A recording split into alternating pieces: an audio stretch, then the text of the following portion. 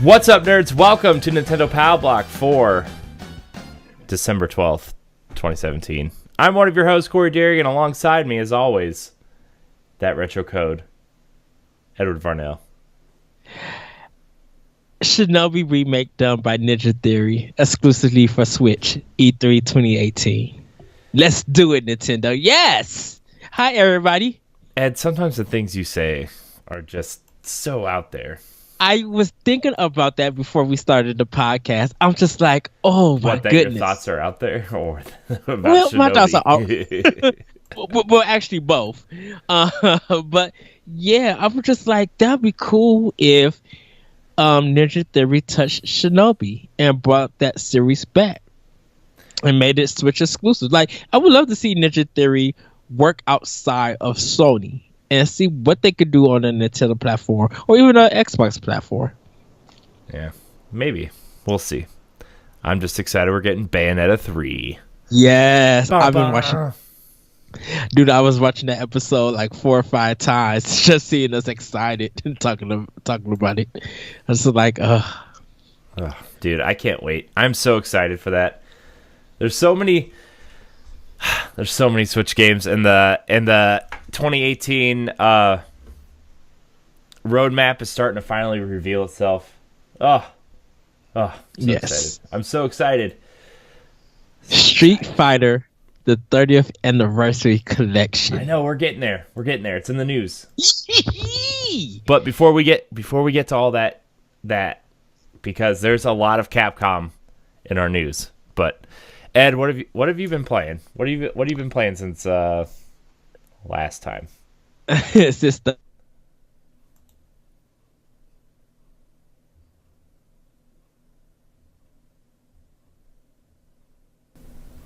Edward.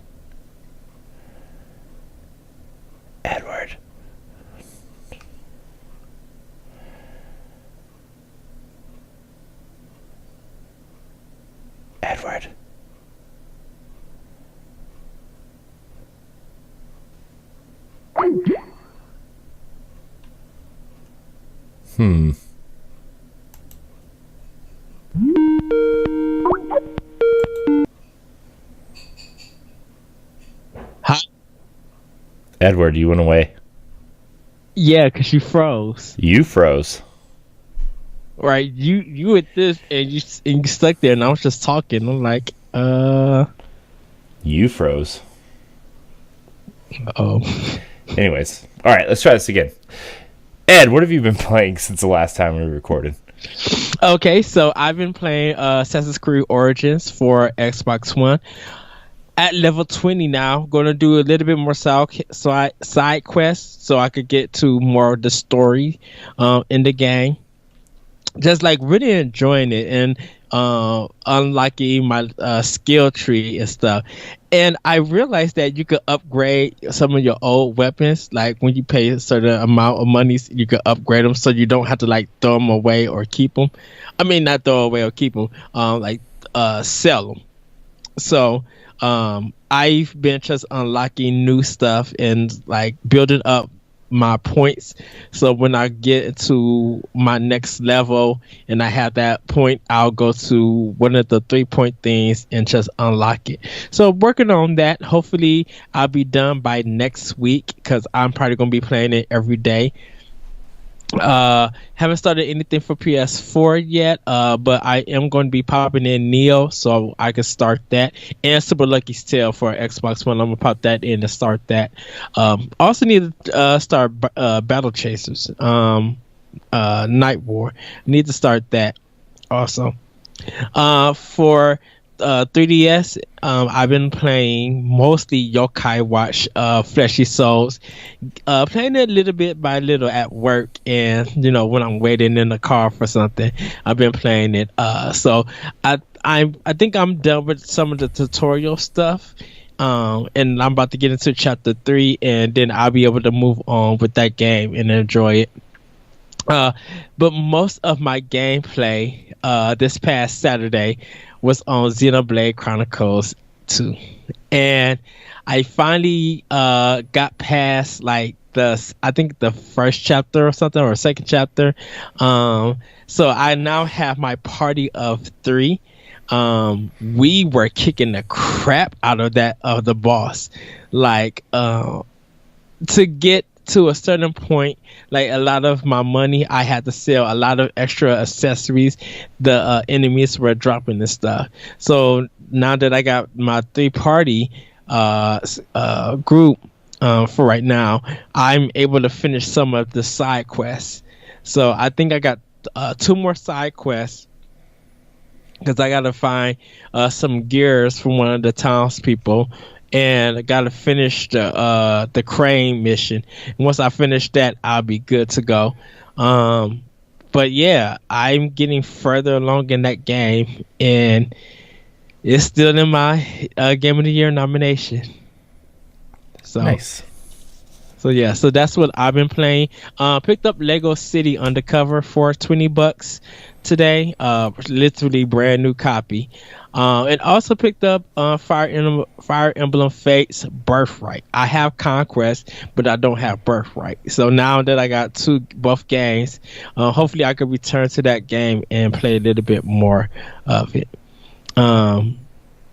But yeah, that's what I've been up to, what I've been playing, and about to start also Titanfall 2 on PS4. Beat it on Xbox One, but I'm going to play it on easy for PS4 so I can get all the collectibles for it.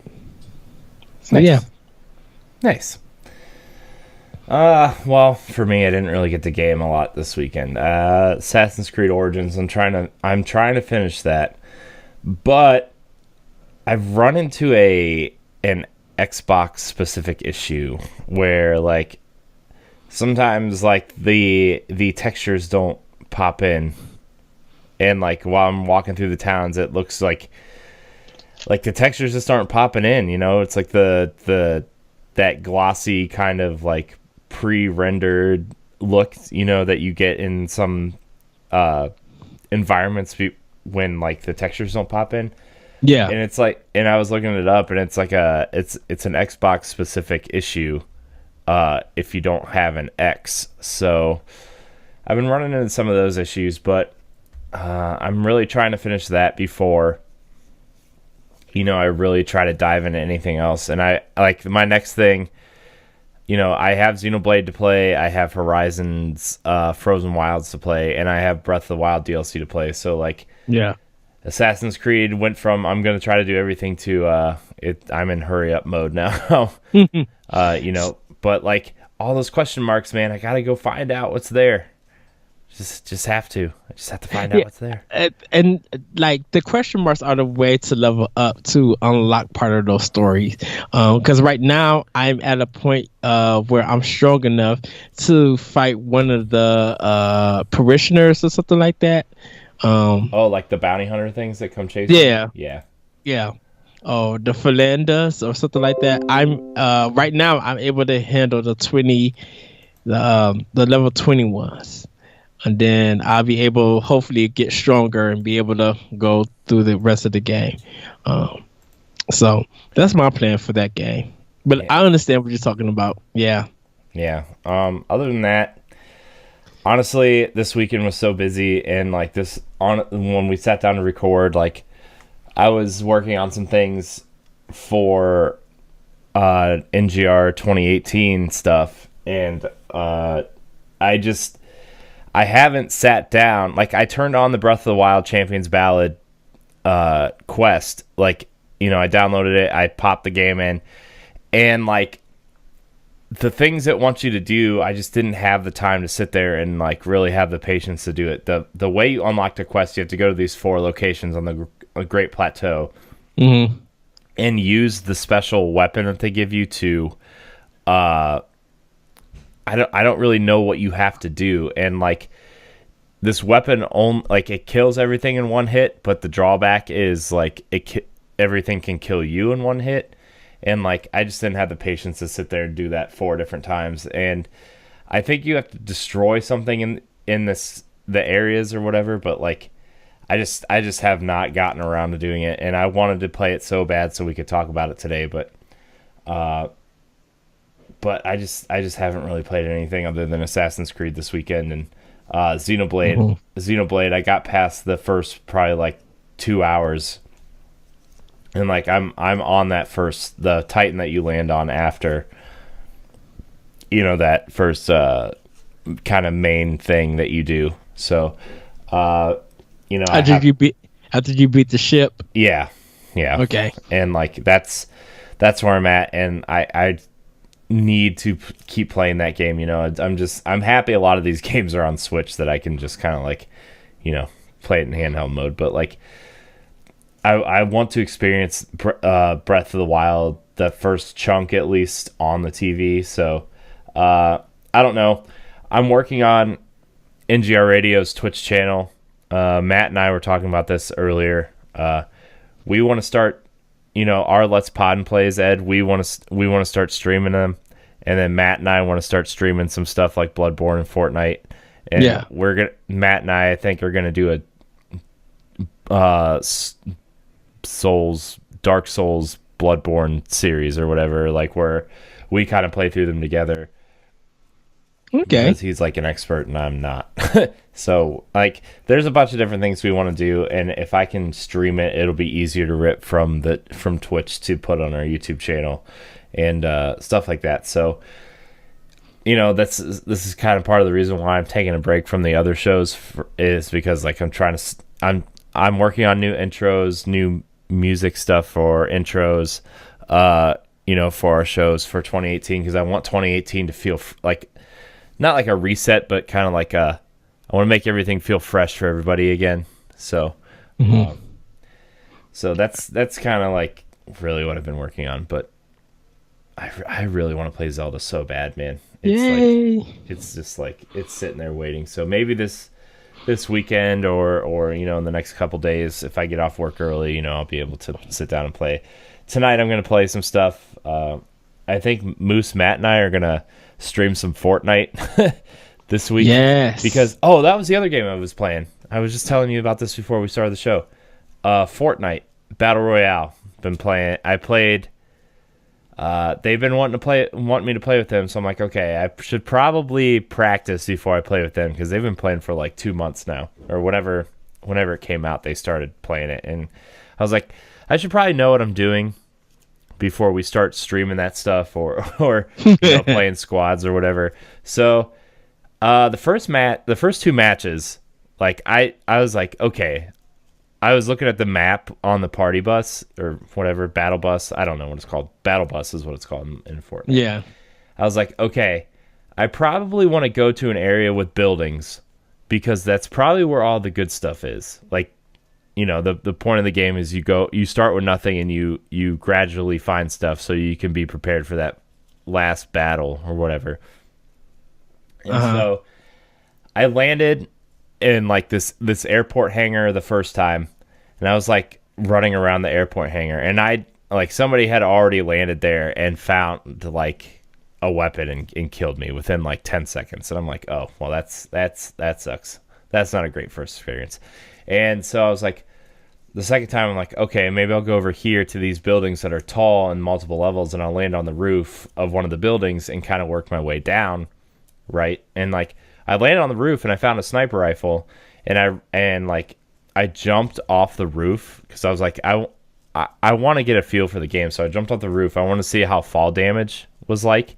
And like my health went from like 100 to 11 by jumping off the roof of this building. And I'm like, oh, okay, well, I'm going to die soon. And sure enough, like someone runs up to me with a pickaxe, and I'm like trying to sit there point blank him with a sniper rifle. And he killed me with a pickaxe. I'm like, okay. So I played like 10 rounds, and I had I had 2 really good rounds. So one round I made it to the final 8 people. And like I started at the edge of the map and just kind of crept my way to the center of the map, because it's like it's not about kills, it's about just surviving, right? And like I was like creeping through, I found this shack, I found a sniper rifle and some ammo. And then I found this like tower type thing, and I found a shotgun. And then I find this overturned semi as I'm creeping to the middle of the map. And I find an assault rifle with like 60 bullets. And I'm like, okay, I think I'm ready to go. And then I find another overturned semi, and I find medical supplies. I'm like, all right, I'm really ready to go. Yeah. So like I have a sniper rifle, a shotgun, an assault rifle, stuff to patch me up if somebody shoots me from long distance. So like I'm creeping, and I'm like trying to hide in the bushes and kind of like walk behind things. And all of a sudden, like I'm in the final 8 people, and I get 2 kills on my way there, like because people can't see me, and you know I have a shotgun, and I just kind of chase after behind them and shoot them in the back. And well, it's how many people does it start out with? Is it like 50 people or 100? It's 100. Okay. You know, not every game's 100 people, but like the goal is to get 100 people. Like I got in a match with like in the high 80s and the low 90s. People quit before it starts and stuff like that. So like you're usually playing with like 85 to 90 people, which is still pretty impressive. But like, dude, that number goes from like 95 to high 60s in like 10 seconds, dude. When people land, when they land in the same spot, they're just like punching each other to death. You know? So like I try to stay away from where people are landing and just kind of creep towards the middle, because like I don't want to, if I start at the edge of the map, nobody's behind me, so I really have to focus on what's in front of me, you know? Yeah. And then like the circle gets smaller and smaller. Obviously, you know, the PUBG battle royale type thing where like the map just gets smaller and smaller until like they force you into combat situations. Yeah. So my best match, I got to the final 8, and I was shooting this one guy, and I ran out of shotgun ammo, and he shot me before I could like reload. So I was pretty proud of myself, though. I survived to final 8. It was pretty impressive for me, at least. So, but yeah, that's kind of all I've been playing, really. It's fun though. Like I see the hook. I see why people like it. I don't know. Like I'm glad this game was free, you know. Yeah. So I could try it out, and I don't know. You know, we have Arsenal X, which is our podcast, our Xbox podcast, but like, I don't know if I'm gonna get PUBG or not. Like, I see why people like it, but like, I don't know, man. I'm still trying to figure it out, and it's a fun game that you could play with friends over and over again. But like, I'm glad I didn't pay any money for this game, you know, for this. I don't know. Maybe it's better with friends. Maybe it's better with squads, and they're doing a 50 versus 50 mode now, where like there's teams of 50. So we'll see. But I really just want to get back to my Switch games. So yeah. Video games are fun. Speaking of video games, we've got a lot of news for, you know, the end of the year. Yes. So Capcom, there's a lot of Capcom news. Mega Man 11, we talked about last week.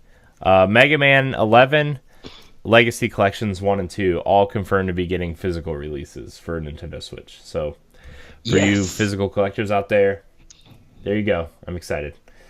But also coming to Switch in a physical package is Street Fighter 30th Anniversary Collection. Hadouken! So, Ed, why don't you tell us what else is coming in this 30th Anniversary Collection? There's 12 games. There's 12 games. So, in this collection, you're getting the original Street Fighter. And to let everybody know, these are the arcade versions. Not the Super NES ports or anything like that. All arcade. So, you're getting Street Fighter, the original one, the first one that came out. Street Fighter 2 World Warriors, Street Fighter 2 Champion Edition, Street Fighter 2 Hyper Edition, Super Street Fighter, Super Street Fighter Hyper Edition. I mean Turbo Edition. You're getting Street Fighter Alpha, Street Fighter Alpha 2, Street Fighter Alpha 3. You're getting also Street Fighter 3, Street Fighter 3 Second Impact, and Street Fighter 3 Third Strike. So Second Impact and Third Strike are like revisions where they added more characters and changed some of the gameplay balance. Street Fighter Alpha 1 to 3 is a retelling of how Street Fighter actually started. So they're somewhat like side games because the Ryu that you play in these games, he has red hair instead of black. Because in the original Street Fighter, when you play it, you see that his hair is red.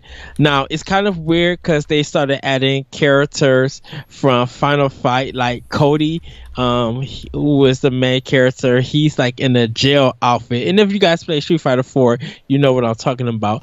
And he wasn't in the original Street Fighter series, even though Final Fight was supposed to be the sequel to Street Fighter, which that ended up changing. Street Fighter 2 Turbo or Hyper Fighting, that was based off a hack that was happening in arcades, where you could throw fireballs in the air, teleport all around, like weird stuff that you could do. So it was kind of unofficial. So Capcom made a turbo edition of that game. So those are the 12 games that you're going to be playing on this in this compilation. Don't know if there's going to be any extras for right now, but May 2018 is going to be the release for the game for all three consoles and PC. So I'm definitely interested in getting this because a lot of people really haven't played the original Street Fighter.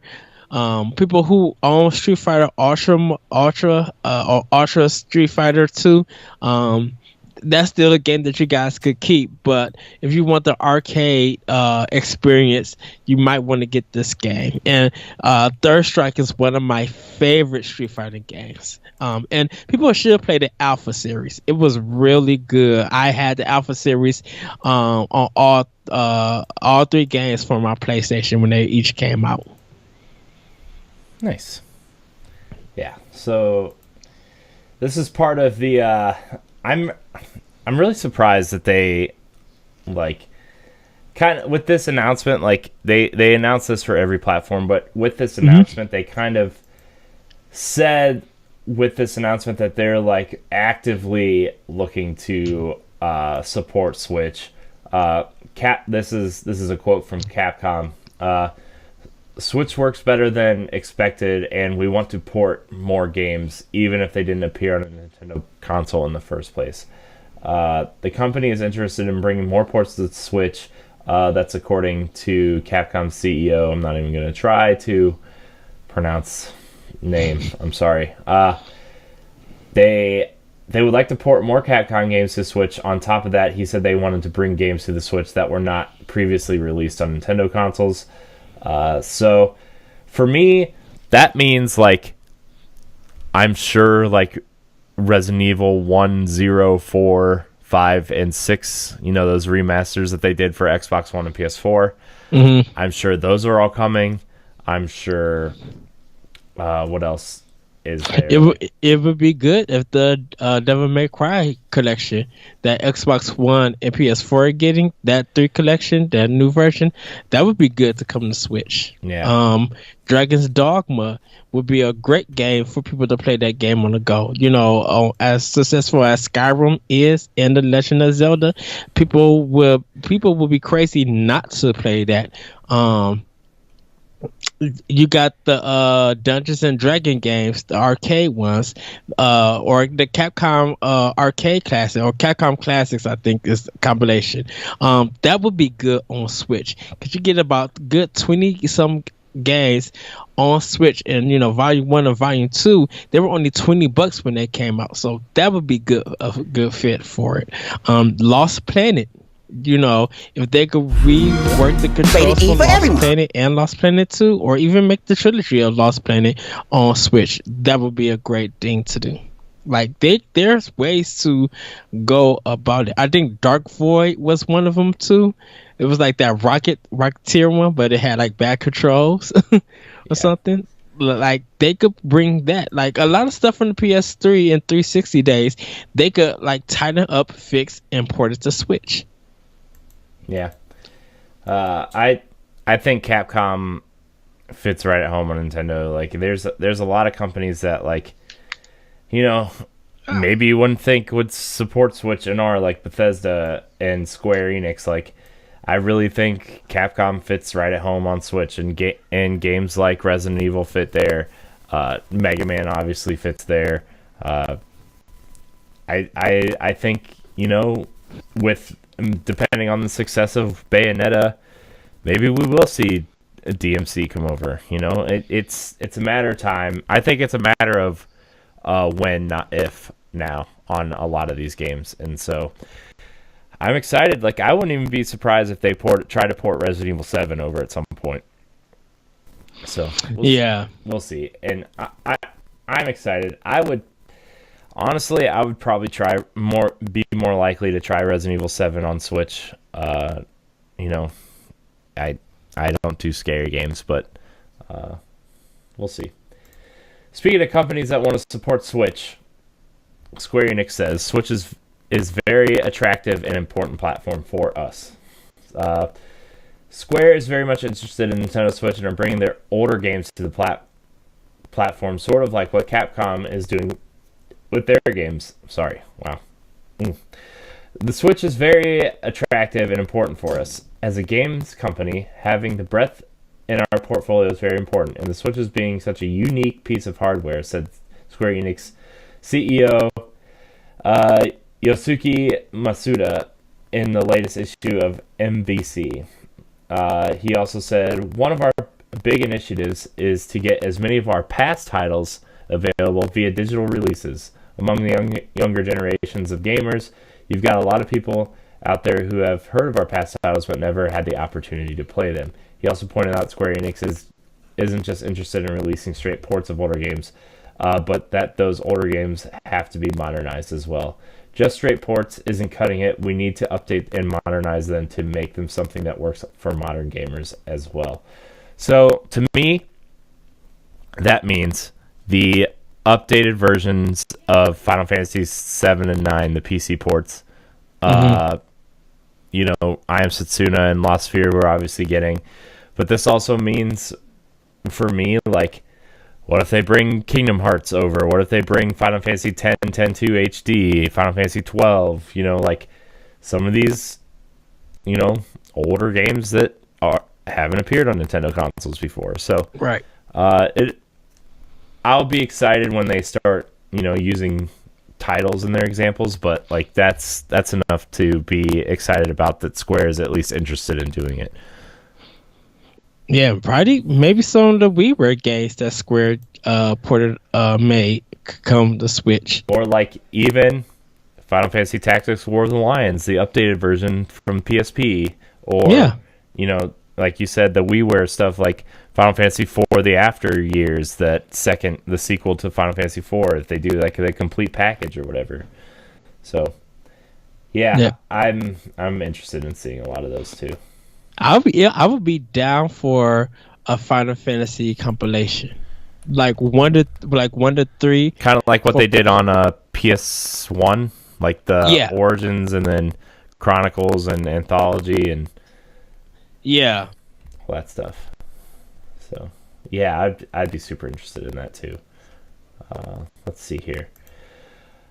Ed, I kind of have a negative story, so stick with me here. Okay. There's an interesting article on Nintendo Today that says, is Doom on the Switch a failure? Doom on the Switch is a great technical achievement and arguably the best looking game on the console, but despite its graphics and despite the Doom brand, the game has not been a success on the Switch. The game only managed to make the top 20 on the best-selling games on the Switch eShop just once, and never cracking the top 10. Bethesda is aiming to bring a lot of their catalog to Switch, but at this rate, do you see it past year one? Next year, they want Wolfenstein 2, and then what else does it say? It says Skyrim is doing great. But Doom just isn't selling well at all. How does that make you feel? People are still pushing for Doom, and I think people are fine with it. Reason why it's not selling well is because they released Wolfenstein 2. So, in that time span of Wolfenstein 2, Assassin's Creed Origins, and Super Mario Odyssey, like, you had top tier games, and having that going against a port of an older game, and that's just how some games are, that they're hot when they come out and then it kind of drops off. I would say that just Doom on Switch over time, I think it's going to sell. It's not going to sell rapidly fast because people are still getting the system, and depending on if adults are getting it versus kids, you kind of got to wonder, are people picking up Doom for their teenager or for another adult, or is there kids who don't know about Doom but want to play something bloody and violent and that their parents allow on the Switch? Are people selling Doom to those parents to give to their kid? Mm-hmm. So and it's weird because when kids go into a retail store and they want Call of Duty or Battlefield or some of the N-rated first-person shooters, there's parents that just allow it. So when you're talking about what you do in Doom to a parent who has a kid who likes to play these kind of violent games, once they hear you talking about demons and shooting them and the stuff that you could do, they kind of say, "Oh no." So it is, at this point in time, I think it's sold well. It wasn't never going to be the big hit that it could have been, because as much as it sold well on Xbox One and PS4 when they originally came out, Doom didn't last long neither on those systems. People got it, played it, and moved on, and there was really nothing that was taking that Doom really had to compete when it first came out. Yeah. On those other systems, Doom had 3 other games to compete with, and then you even had like 3DS and Amiibo stuff that Doom was competing with. So it was at a time. I think it was at a time, definitely on a week when people don't get paid. They're not going to pick up any games until they get for payday. But I think Doom will get a moderate success, and I think Bethesda, hopefully they're happy with the sales that game has gotten on Switch. Yeah, I would just say, if people ask what game do you recommend, and whoever age and whatever parent allows, I think people will recommend Doom, because it is the Christmas holiday and Hanukkah has started. If people are getting Doom right now, it's going to become a hard game to find, because I've been selling out of Doom at my job. Yeah, for me, it's like I wanted Doom to do well on Switch, and like, honestly, I think it's doing as well as it needs to. Yes, I like selling like 3 million copies when no, Doom's not going to sell 3 million copies on Switch. Like, I think it having competition when it came out, plus like the week it came out, it was also like on sale on Xbox One and PS4 for like right a quarter of the price, which may or may not have helped the Switch sales, but like at the same time, I get it. If you own one of the other consoles, like you're going to play Doom on the other console. It's the optimal way to play that game. But at the same time, like I bought Doom on Switch because I want to support the third party on Switch, and like yes, Doom is a technical marvel, and I wanted to show like, one person isn't like end all be all, but I wanted to show my support to Bethesda and say like, look, I'll buy your games on the Switch if you keep releasing them, and that whole voting with your wallet thing, and one plus one plus one, you just keep adding those numbers up, and it'll add up, and you see that with in the negative way in EA's in Star Wars Battlefront. People are not buying it, and they already dropped the price $20, and they already are putting the game on flash sales on consoles. And you see, like, there's these images going around on social media where, like, games were selling out on Black Friday, and Battlefront still had like a full rack or 2 full racks or 4 full racks of games because you do it wrong, people aren't going to buy your game, and the message is going to get out there one way or another. And like, Bethesda's been doing right by gamers. Even during the Game Awards, they had hashtag Save Player One, and all their games were on sale, and that was great. That was awesome.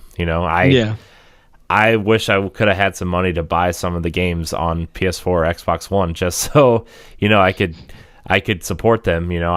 Unfortunately, with the holidays coming up, I got to save my money for other things, but at the same time, I think Bethesda, I think the sales numbers are where Bethesda expected them to be, and I think that's where they want them to be, and I think they're fine with that. Yeah. So, another thing that people have to think about, Splatoon 2 is the age-appropriate shooter for a lot of Nintendo fans, because a lot of kids are getting the Switch, with adults also getting it. So, I would say if you're going to recommend Doom, make sure you know who's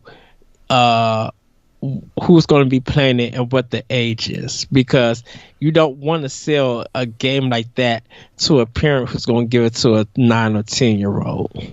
You want something that this is for 17 and up, and if you allow it as a parent, really take the ESRB into your selling tactics and stuff. Like, keep that in mind, because a lot of parents don't know that if you just sell a game based on popularity, they're not going to understand the content that is in that game, and it might not be appropriate for that kid. Yeah. And some stores will not take your copy back. Some stores will literally exchange that copy for another copy because it's unwrapped or used. Mm. Yeah. So I don't know. I think Doom's going to sell just fine on Switch. I think it already has sold just fine. I think Wolfenstein's going to sell just fine, and Skyrim is obviously going to sell like Skyrim does. It doesn't matter where that game is, it sells. So that's kind of really gonna do it for the news. There's a couple other minor things. Bayonetta 1 and 2 are getting a special edition in Europe and Japan. Of course, it's not coming here. But the physical copy is up for pre-order on Amazon. You have to type in Bayonetta 2 Switch. There's no image. It's like this really weird like listing from when when the Switch was first announced and they were up for pre-order. Everything was kind of like this weird no image available kind of weird subtext until they get the listing up there, but it is there. I pre-ordered it already. So and can I tell people why Japan and Europe are getting these special editions and we're not? Bayonetta 2 sold more in America than the other two combined. Nintendo is a hard sell in Europe, so they have to do these collections that's going to entice people to buy the product. They're doing the same thing with Japan, that if it's enticing and they can get the right market to buy this game, they'll pick it up, because Bayonetta 2 really got ignored in Japan and a little bit in Europe. We here in America, we love Bayonetta as a character. Some people are really big fans of her, controlling her and playing the games and stuff, dressing up as her, doing cosplay, fan art and things. So it's a big seller here in America. We would love to have that limited edition collector set, but if those games don't do well in Europe and in Japan, it kind of hurts the series. They'll market it here very well. Nintendo would be smart to do that, but they got to get the players in Europe and Japan interested in playing this game and picking it up. Yeah. I mean, here's the thing. I don't need a special edition really for anything anymore. I like to have certain ones, but like at the same time, I mean, I have so much stuff that I just don't have room for it, But I am excited for Bayonetta 1 and 2 in February. I'm really excited just to have those games on Switch, because like going back to Wii U trying to play those games is like, but my Switch is right there. Which is funny, because I just bought Bayonetta 2, just a single pack for the game, for like $10 at my job, like brand new, for Wii U. And when we got the announcement, I was just like, yeah, I'm paying the $60 for this game. I don't even care that I'm getting a download code for it, even if I gotta go buy another memory card, like up it, to have it on my Switch and playing it, and hopefully a little bit more detail, like they did a little bit up-res with it, playing with the Pro controller. I hopefully I could just be able to play that game with my Xenoblade Pro controller. I just can't wait. I literally cannot wait to be beating up demons again. Yeah. It's gonna be fun. Speaking of the download code thing, Japan is getting a physical copy of Bayonetta 1, but at the same time, the download code for 1, the pack-in code, is a limited time thing again. So if you want Bayonetta 1, I guess for free or whatever, you need to buy it when it comes out, because they reprinted it for Wii U and it didn't come with Bayonetta 1. So so that 2-pack's going to be a limited run thing. But on top of that, speaking of ports, I did want to mention that the Nvidia Shield in China is getting GameCube and Wii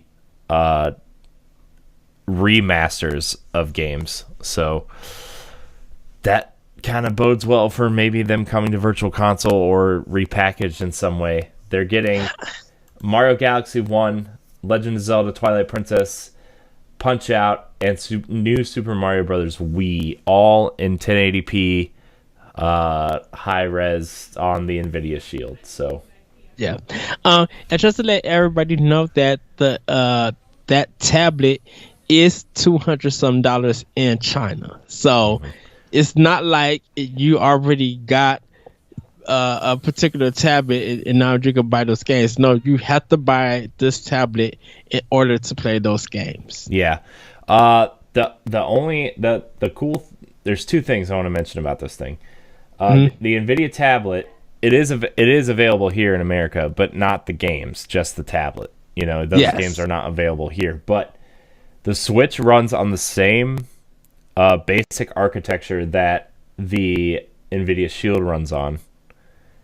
And the games that they are producing out there are not just up-res assets, they are new assets that they have recreated for this version of the game, of these games. So I would really like to hopefully see these games come out. Yes. I mean, it's almost, I know it's not confirmed, but it's almost like, why would you redo assets for all these games just to release them in one territory? like especially like popular games like Super Mario Galaxy and New Super Mario Brothers and Punch Out. And like Zelda, I know has already been redone for Wii U, so I'm just assuming it's that version. But at the same time, these other games, man. A lot of people got to realize that China had a ban on video game consoles. So for Nintendo to produce GameCube and Wii, for them to play those games separately, it would have make no sense. You know, they just released a ban, I think, like last year or a couple of years ago. So Nintendo wants to introduce those new players who mostly game on PC. They want to introduce those players to something that Nintendo has made over the past years that they missed. You know, that wasn't bootleg or anything like that. You know, these rare ports of these old games, people could play them and find something fun about them. Yeah, you know, and it's good that Nintendo is at least offering this to that market, because there's some jewel games in GameCube and Wii that I believe the people in China really would love to play. Yeah, it's gonna be interesting. I mean, I'm sure that's gonna be some sort of weird announcement next year, but it just gets me excited because like that just means. If they're doing that, like the GameCube stuff for them, like we're finally gonna get GameCube games at some point. Sorry. Then the list of all the GameCube games that everybody wants. I'm gonna be like, I'm already poor, and like the list for me for GameCube games is so long. Yeah, but that's why I said the list of games that people are going to want for that. Even with we added on, it's going to be long. It's going to be long. It's going to be ridiculous. GameCube alone, like you just look at the Nintendo titles, like the Nintendo first party titles, and you're like, you've got 2 Metroid games, you've got two Zelda games, you've got a Mario game, you've got the second best Mario Kart ever, you've got 9,000 Mario Party games. You've got 2 Star Fox games. You know, there's so much on the GameCube, and that's not even mentioning like weird games that I loved on there, like Extreme G or Odama, SSX or Odama or like Pikmin 1 and 2 potentially. You know, like so good. Luigi's Mansion. Beautiful Joe 1 and 2. Everybody's favorite Smash Brothers game. Killer 7, a game that everybody wants back. Everybody wants Killer 7 to be back on consoles. Yeah. Or on a Nintendo console, I should say.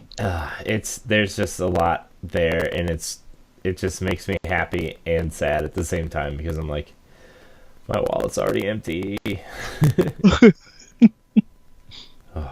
So, I don't know. That's kind of the big news. Also, though, I do want to mention WWE 2K18 is out. The physical copy is out for Switch. Does require a memory card. So, if you want to play that game, yeah, sure. I heard this version, not the Switch version, but this year's version in general is one of the worst WWE products they've put out in a while. So, just warning you, I haven't played it. I don't know people who have played this year's wrestling game. Yeah. But just research it. Yeah. I say just do your research before you buy. The Switch version is feature complete with the other versions, so like if you are going to get the Switch version, you can expect a similar treatment that NBA 2K18 got for Switch, but just like Ed said, do your research. This game I've heard some interesting things about it, so yes. But that's kind of all the information I got now. What do we want to talk about, Ed? We've got a roadmap for Switch 2018 and beyond. We've got Game of the Year discussions.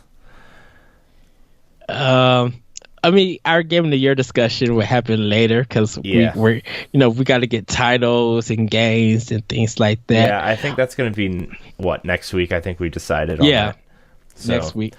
Yeah. this I,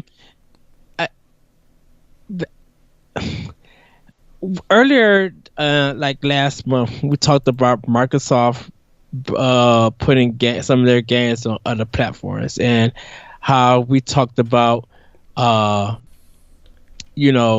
games that Microsoft could do. And then later on down the line, we heard that Sony is planning to put some titles on Switch.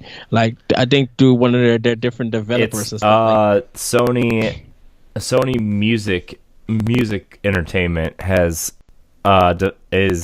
they've developed some sort of game publishing label outside of PlayStation to publish, and Tiny Troopers or something, Tiny something. Mm-hmm. It's kind of like it's that Advance Wars like game they're publishing. Sony is publishing on all the consoles except for Xbox. So go figure. So for all you who are watching this, do you think Valve should also jump on board? And they're publishing Portal Bridge Constructor on Switch. Don't nobody care about that. I don't know. I think you're wrong. I've heard a lot of people are really excited for that game. I heard that it's yeah. I mean, it's not a real Portal game. It's Bridge Constructor. But do you think Valve can incorporate something like Steam on Nintendo Switch? No, I don't think Nintendo wants anything to do with like Steam or anything.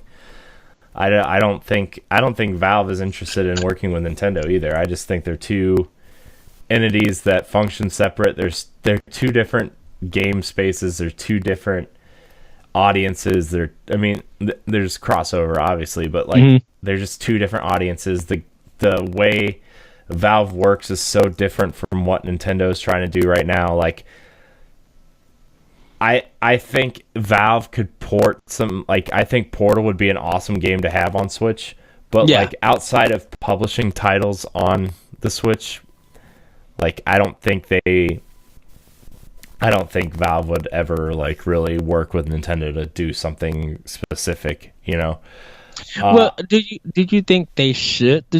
Or my general question is, do you think Valve should return to video games? No, I don't really care about Valve's games. So, and the only game I like is Portal. I don't care for Valve's games, so I really don't care. That's a question for like a PC podcast or like maybe Arsenal X. We could have that discussion, but like Valve as a company, they make so much money off of the digital marketplace. Yeah. And they make so much money off of Dota cosmetics and tournaments and Counter-Strike and stuff like that their business model has shifted from developing games to like producing a marketplace where people feel like they can purchase games safely. They their game development stuff. Look at Counter-Strike. Counter-Strike's what, 10 years old now? Like, yeah, they have mastered the games as service model with Dota and Counter-Strike, and this new card game that they're putting out. All of their writers left, all of their main developers left. Like, the only thing that's left there are, people say Valve is the company that developers go to retire now because they don't need to do much. Plus, like, Valve does so much stuff outside of the video game space with research and development for other companies now, in terms of like stuff that we don't really read about, like medical stuff or military stuff. They develop programs for military training and medical training now, and working in AR and VR and trying to do Square-Enix did that Deus Ex initiative where they're helping fund and develop prosthetics. Valve's doing the same thing. And so I think Valve's business model has changed so much from the late 90s, early 2000s that, if they never develop another video game, that's fine with them. They license their stuff out. There's been that was gonna be my next question. Do you think they should license their games out? I think to a developer who would do it justice. I think that would be a great idea. I think there's a lot of developers. We talk about how Nintendo could license out their stuff to like Yacht Club or Way Forward for Metroid or some of these other small indie companies just to give us some download experiences. But like Valve is in an even better position to do that because they have so many licenses that people care about. You look at, I think, you give Half-Life 3 to Machine Games and Bethesda, like they partner and do something like that. Or you give the company that did the Turing test, you give them Portal 3, or you give these companies, or you give these Valve titles to these companies. Bethesda's doing great work in the story-driven first-person space to where like Half-Life would probably be the perfect project for them. And Machine Games specifically. There's a lot of developers that could do a lot of things with those because developers now are like newer developers are gamers that grew up playing those games now. We grew up playing Mario and Zelda, and so did a lot of the indie boom during the Xbox 360 era. A lot of people coming into the industry now trying to develop games grew up playing Half-Life and some of these other Valve games, Counter-Strike and stuff. So maybe you give I think something like Dota, if you want to expand that into other genres, they're doing the card game, but something League of Legends was looking into was making a fighting game out of their heroes. What if Valve licensed Dota out to a fighting developer, like an indie fighting game developer? Or what if they licensed Portal out to, I don't know, like some, you know what I mean? Like they're in a better position to do that than Nintendo ever would be. Just because Nintendo, their business is developing, whereas Valve's business model has changed so drastically in the last 10 years that it's like, well, it's weird because people are iffy about Valve and people are okay with Valve, meaning that they like what they're doing with some of the stuff on Steam, but they don't like some of the communities. They don't like some of the policies that Valve is doing. They don't like this new green light system, and like with the Alex Moore thing, how Valve just took her word over the actual publishers without doing no kind of research. Valve has become such Valve is a bunch of confusion right now. And until they get stuff sorted out, I think a lot of console players who don't play PC don't stop thinking about Valve in the long run. Like, people don't think about Valve like they used to think of it back in the day. And it feels like what you say, retirement, because they got so much money, they don't really have to do anything. I think that's something that's kind of made them lazy, a little bit cynical, and is kind of might be the reason that Valve might end up being not non-existent, but will stay unimportant to a lot of console makers and a lot of people who play on consoles. I think Valve is unimportant to consoles now. I don't ever want to call developers lazy, because there's certain aspects where you could point fingers and stuff, but like I said earlier, like Valve's business model has shifted so much towards the PC marketplace, like selling games, making a profit off of that, and Dota and stuff like that. I just think people have. Here's the thing. I don't know if Valve has ever resonated with console gamers, except for the fact that Left 4 Dead was an Xbox exclusive for a long time. Well, PC and Xbox, but like they could license that out to like the Payday developers, or there's cool things they could do with their franchises. They just could license them out and say, okay, we'll publish it, but like you develop it, and they have. I don't know. I just don't think they resonate with console gamers anymore. Like they can never really have. It's you know what? It's not even with console gamers. Calling them lazy showcases that they allow that money to drive the developers' ambition and love of making games away. Well, they don't pay developers anymore. Their developers are engineers now. They've gone the way of and that's why I say that platform instead of, and that's why I say that money has driven them away. They're now become engineers, but when you read stories about people who left Valve and stuff like that, and it feels like you have a passion for making games, and those people have left Valve to make better games or do their own projects. They like it's I mean that if they still have the drive to develop games, they're going to leave Valve, and like they have. There's not many big names left at Valve. Gabe Newell's the only person left there, and that's because he runs the company. Like all the Portal writers and developers have left.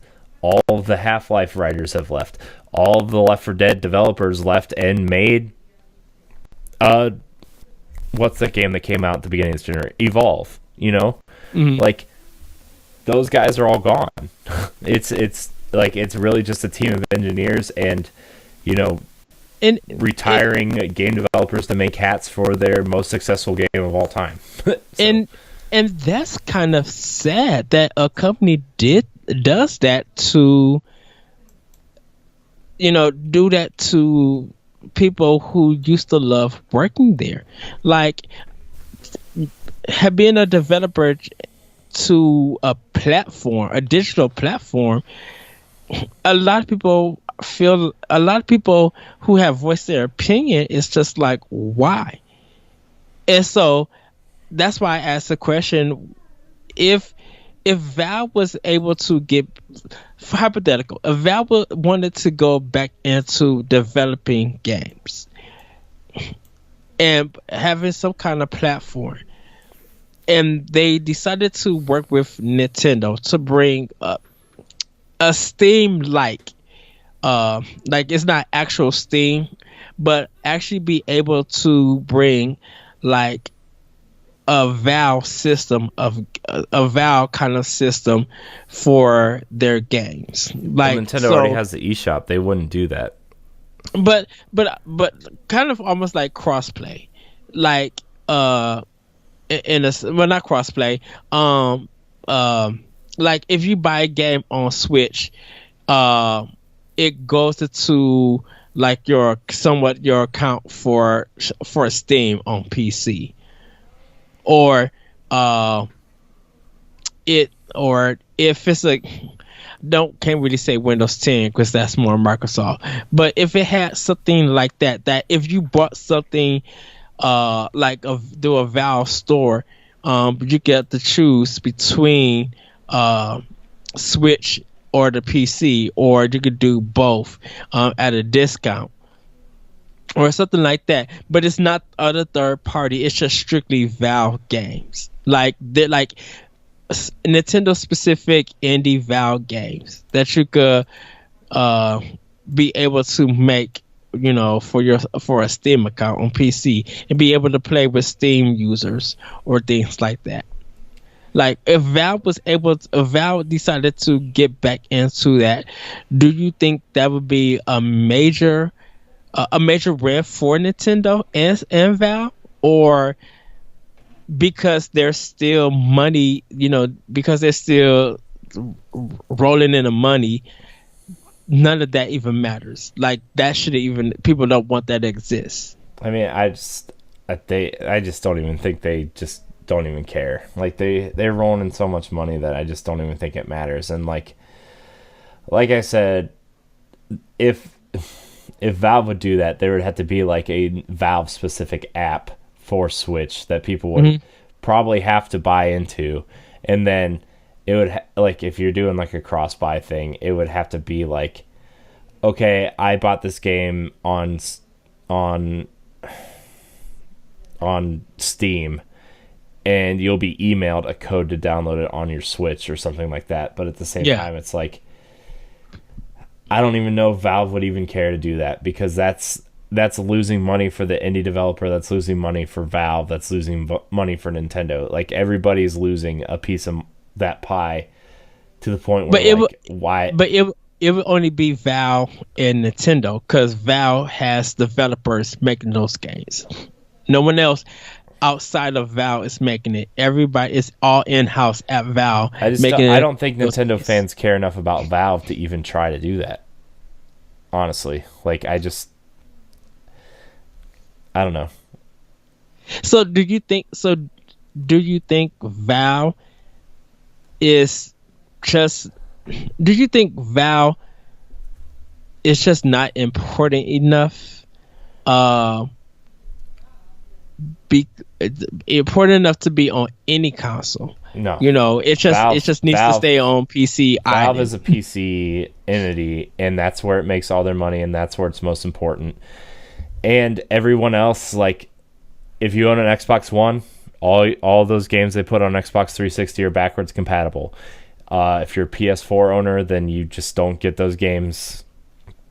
It sucks. Like I would like to play Portal on Switch or PS4, or I can play it on my Xbox One, but it's still the 360 version. So like, I would love to see games like that on Switch. I think Portal is the perfect fit for Switch. You solve a puzzle, you solve a room, you save your game, you move on. Like, you can play it for 10 minutes, or you can play it for 3 hours. Portal is the perfect Switch game. But at the same time, like, I don't think Valve even wants to even consider making the effort to even porting those games to Switch. It's just it's sad, because like I think Portal would sell amazing on Switch, like, let alone the other consoles. Like, if they ported it to all three of the major consoles, I think it would sell gangbusters. I think Portal is just as important to the gaming space as Skyrim. I think Portal has sold that many copies. If not that many copies, it's probably close before they remastered it for PS1 and Xbox, or PS4 and Xbox One. Skyrim, like, I think Portal and Portal 2 specifically, like, that game probably sold so many copies across all three of those platforms. And like, to remaster it and put it on Switch for like $20-$30, like, people would go nuts. Or if you bundled them both together for $40, like, people would go nuts. But I just feel like Valve is a different company than they were even 5 years ago.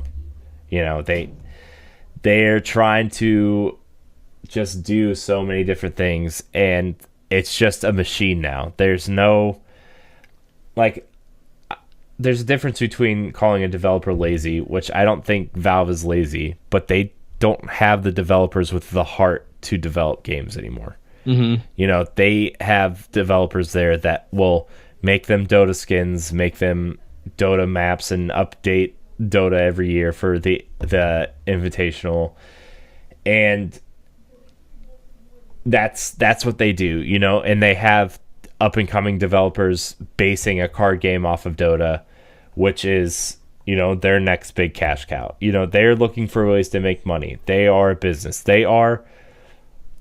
To me, they are, evil's the wrong word, but like, they look at video games like a company like EA does, where like, they're in it to make the money now.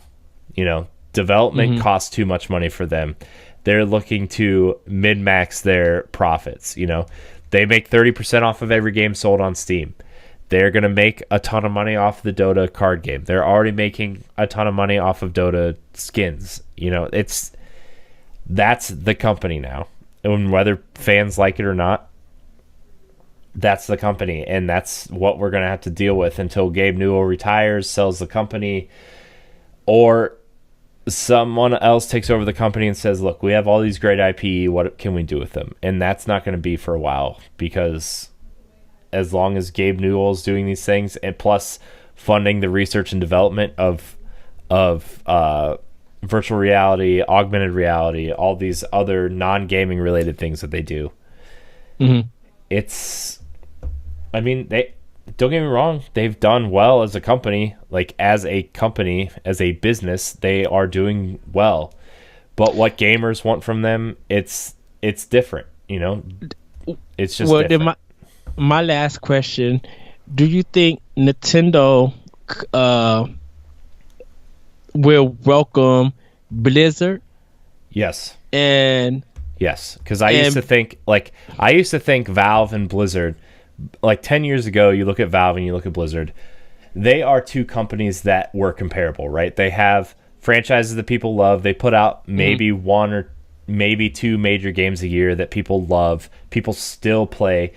And like Blizzard games would fit so well on the Switch on Nintendo platforms. Overwatch, you got that fun, cartoony looking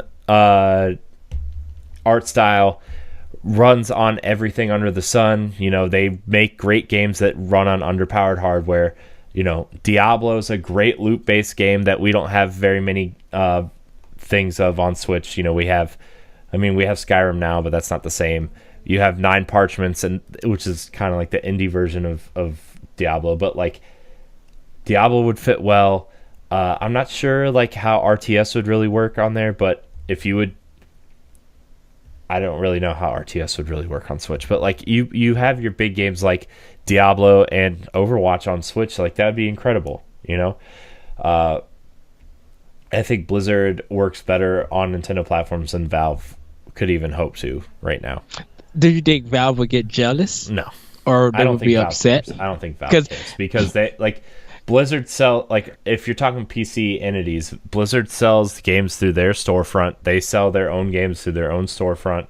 They're not on Steam, they're not on EA Origins, they're not on anything else, you know. They sell games through their own platform. And Destiny 2 is the first game that they've sold that's not their own game. Whereas Valve sells everybody's games. So like it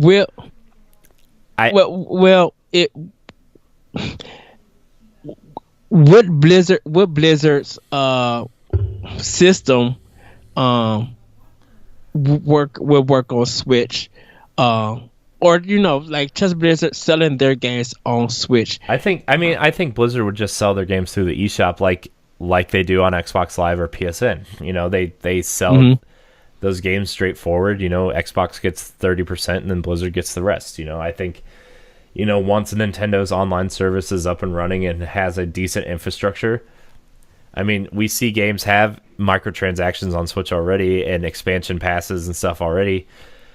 I don't see why Overwatch couldn't be on Switch, honestly. You know, maybe not the optimal way to play the game, but it still would be there. It'd be like running Doom or Wolfenstein, pretty much. You just have to be connected to the internet. And I would love to have Overwatch on Switch. I like Overwatch.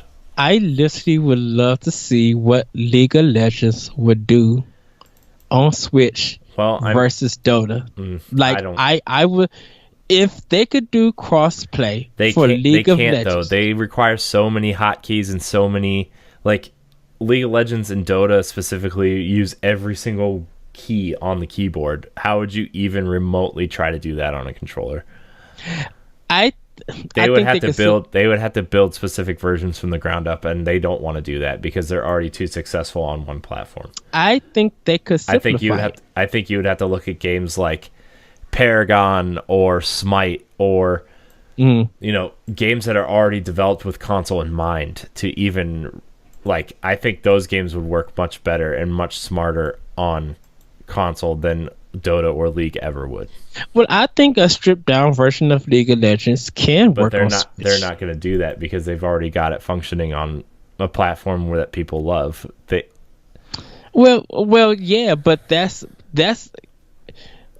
that's to a particular community who's been used to that, you know, and a lot of console like I feel like with League of Legends, like simplify it for console users will probably entice them to like want to play more, and they could get a better version of it on PC through Blizzard. Yeah, I know it sounds weird, but you know that strategy has worked. That people look at Pokemon Go for example. That people who never played a Pokemon game but played Pokemon Go kind of probably went out and bought a 3DS to play Pokemon Sun in some of the past games.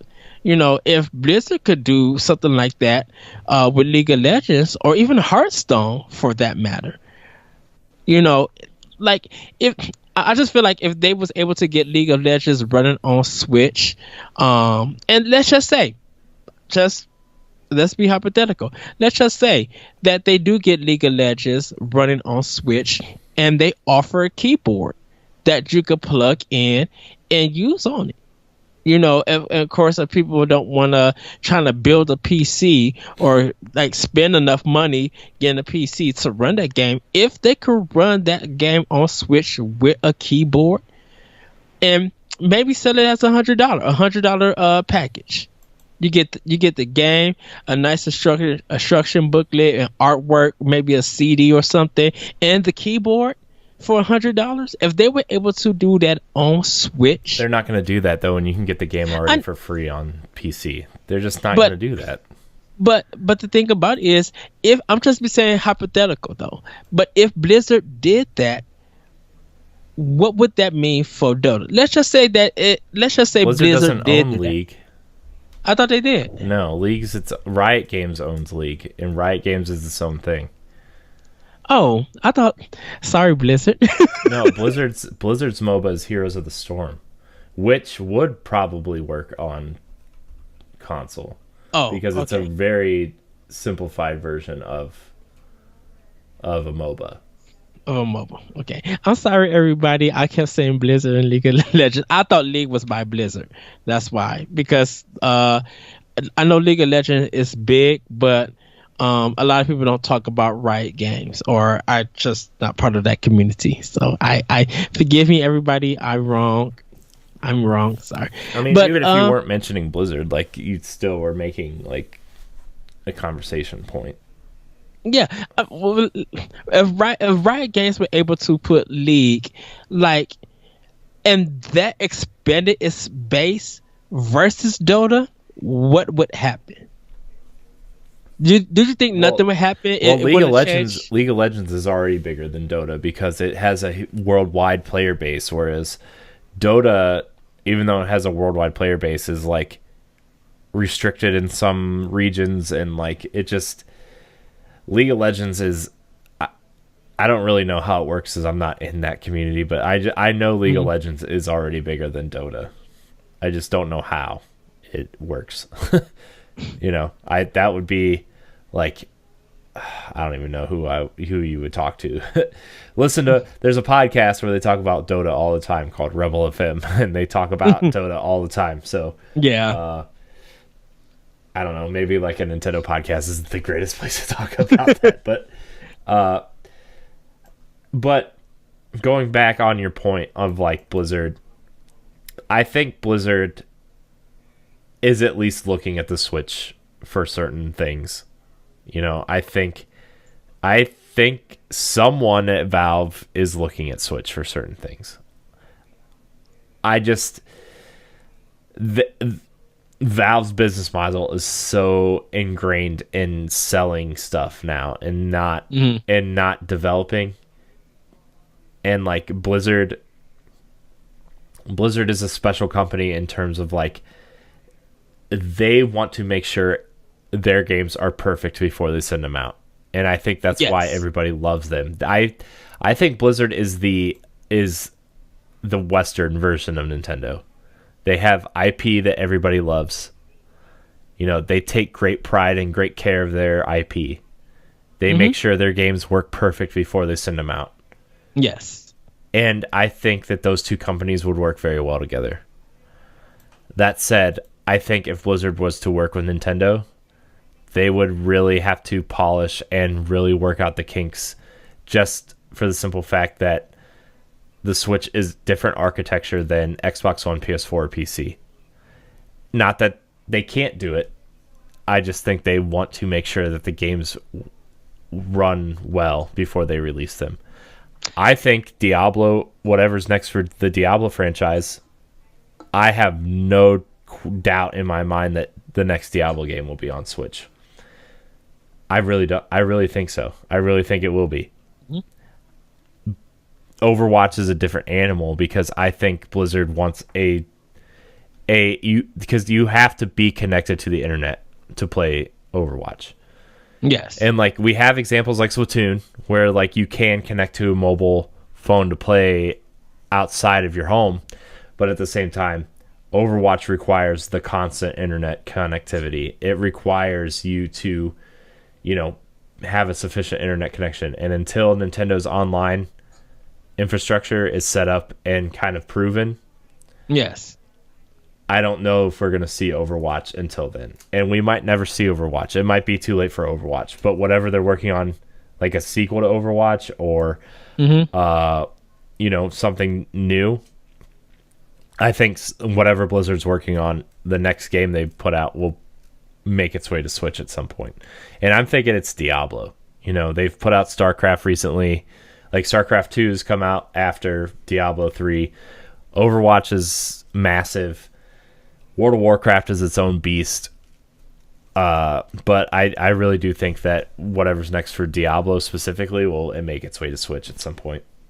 Do you think Blizzard could make a side game of Overwatch where side game as in it's kind of something like fitting for Switch, like it has local play, it don't always have to be online. There was a rumor that they were working on mini single player vignettes for each of the characters, just because they're like, well, how do we get people to test out the characters without having to feel down about jumping into a multiplayer match and really just kind of getting killed or whatever, right when they jump in. Which, I did that and it was fine, but a lot of people get discouraged when they do that. And so they did create a tutorial kind of level where you can jump in and test characters out and their abilities and stuff. But it's not the same as they want to tell the stories that they've been telling, online or in their comics or in their little mini videos that they release. They want to let players play through the story, I think. And I think that next year at BlizzCon, I think we'll see something Overwatch related. And I think it's going to be single player focused or maybe co-op multiplayer focused. Would it be cool if they did a 7 level character episode? It's kind of episodic. So well, I think that's their plan, is to do an episodic type thing where maybe you're only playing through 2 or 3, maybe 4 levels as a character, and then they'll release another one based on another character, and then they'll release another one. Because I don't know how many There's characters 26 characters now. There's 26 characters. Okay. I don't like I said, that's something they were talking about that they were interested in doing. I don't know if that's going to happen. That was an interview a year ago that they were interested in doing single player stuff, and they were researching to see how it could benefit if it would benefit the game at all or not. So I don't know. Because I think it would be cool to do five characters for $15 as a season, and each of them kind of have 4, you said, 3 to 4 levels. Probably have 4 levels for each character. So that's 20 levels for $15. And they could be maybe about 4 to 5 minutes long. Well, nothing too. What I think they would do is they are very clear. You can pick whoever you want on your team, obviously, but in the character stories of Overwatch, there are very clear good guys and there are very clear bad guys. And what I think they would do, a good campaign and a evil campaign. And I think, that's how you would do it. So, what, like 3 and 3? I don't In a way? I don't know I don't know, honestly. Like, maybe like a 7 or 8 level campaign for each of them. And maybe like 2 or 3 hours at the most. Just because they said anything they release for Overwatch is going to be free. Just because they've made so much money off of that game.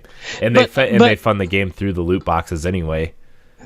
But like for a side game for Switch, something $15 episodic for Switch like that.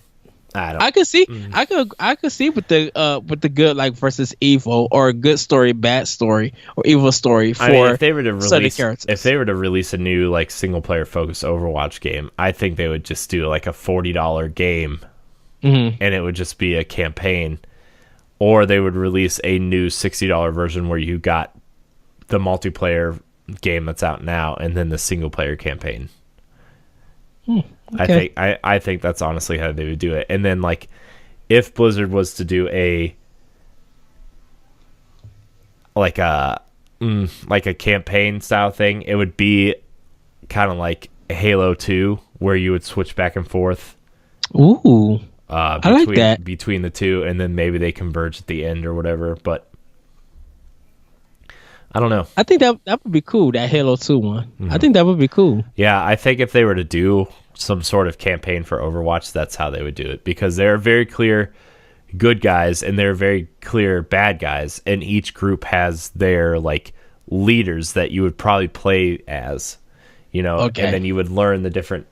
You would use the character's special abilities, obviously, to make your way through the campaign. The campaign would be designed with character powers in mind. Okay. Well, that's all I had. That was a very weird discussion to have on a Nintendo podcast. But I think it's cool to visit something like that, because to talk about Microsoft is Sony bringing some form of content to Nintendo. Why not at PC? Why not try to see what Valve would do and stuff? Or, a lot like honestly, at this point, before you finish on your Valve point, like I think the most that would happen from Valve games would be ports, honestly, of like the Orange Box or Half-Life 1 and 2 bundle, or like the one that would make the most sense right now would be Portal, honestly, a Portal bundle. But other than that, like I don't really see anything from Valve. So because like people in the future of Valve still around, them going back to those old games, they would probably say that is dated, and it's kind of sad that they will just be forgotten in a sense. And I think a lot of people I think Blizzard games will just skyrocket more Switches to be brought. That people will have more purpose to buy it. But I think a lot of people will have more faith in Blizzard and even Riot Games if they bring lead. If they brought their games to Nintendo platform in any way, any shape, way, or form that they want to do. And it's price reasonable and it's fun and they work it out. Because I would love to see Blizzard like learn Nintendo's console and learn how they could make a game and, go through some struggles and stuff like that, so that if they decide to continue on, they know the ins and outs and they know the tricks, and they be like, oh, okay, I see how that works. Like, I think Blizzard is good enough and smart enough to tackle those kind of difficult moments, but be able to present a really well-developed game. And to see a Blizzard game on a Nintendo console, that's more money for them. Mm-hmm. Yeah. Well, that was an episode. That was an episode of Nintendo Pow Block. Yes. Oh man. Remember, you can email the show at nintendopowblock@gmail.com. I do have a bunch of questions saved. Maybe we'll do that on Thursday. Maybe we'll do a question block episode. If you're tweeting at us, remember to tweet at NGR Radio Podcast with the hashtag PowBlock so we can read your questions from there as well. Also look for our Facebook group, facebook.com/group/Nintendo PowBlock, and look for our question thread there. We always, I need to do better at the social media aspect of this stuff, but me too. We're switching some things up, getting ready for 2018. I'm really excited. Yes. Let's see. Like, subscribe, and share the NGR Radio YouTube page. Just search Nerds Gone Rogue or Nintendo Pow Block or whatever. So, Ed, where can we find you? You guys can find me on Twitter at That Pressure Code, and you can check out my podcast, Optional Opinion, on SoundCloud. And also check out Arsenal X and World 11 Podcasts here on NGRradio.com.